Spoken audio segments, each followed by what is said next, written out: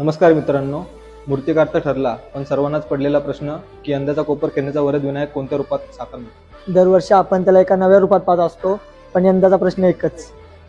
कधी साक्षात कैलासाचा स्वामी महादेवाच्या रूपात, कधी सृष्टीचा पालन करता विष्णूच्या रूपात, कधी डोंगराचा रक्षक ज्योतिबाच्या रूपात, कधी प्रेम, नीती आणि धर्माचा मार्ग दाखवणारा श्रीकृष्णाच्या रूपात, कधी भक्तांच्या हाकेला धावून येणारा पांडुरंग विठ्ठलाच्या रूपात, कधी काळालाही आव्हान देणारा कालभैरवाच्या रूपात, अन्यायाविरुद्ध उभा राहणारा भगवान परशुरामाच्या रूपात.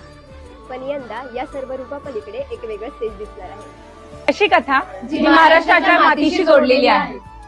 एक असा योद्धा ज्याच्या नावाने आज ही लाखो भक्तांच्या मनात श्रद्धा असते. दादा असं कोणत्या रूपात साकारणार आहे तो? रूप अजूनही गुपित आहे, पडदा अजूनही बंद आहे. पण एक गोष्ट नक्की, यंदा कोपर घेण्याचा वर्दविण्यात येणार एक अशा रूपात ज्याची कोणी कल्पनाही केली नसेल.